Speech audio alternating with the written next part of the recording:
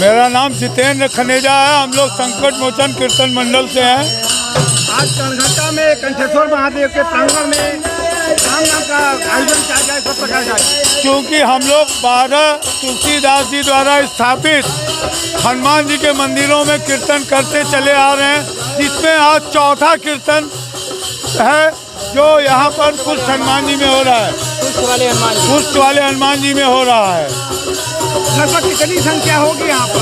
लगभग 200 से 250 लोग आए हैं। अगला कार्यक्रम आपका कहाँ पर? अगला कार्यक्रम अभी समय और स्थान निश्चित नहीं है।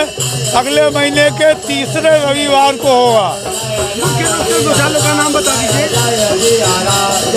बलदाऊ जी हैं, हमारे ये भैया बाबू भैया हैं, पिंटू हैं, अजय जायसवाल हैं, योगेश हैं, नवीन हैं, बहुत से लोग हैं हमारे साथी युवा कलाकार। ये युवा जोशीले कलाकारों का मेन काम।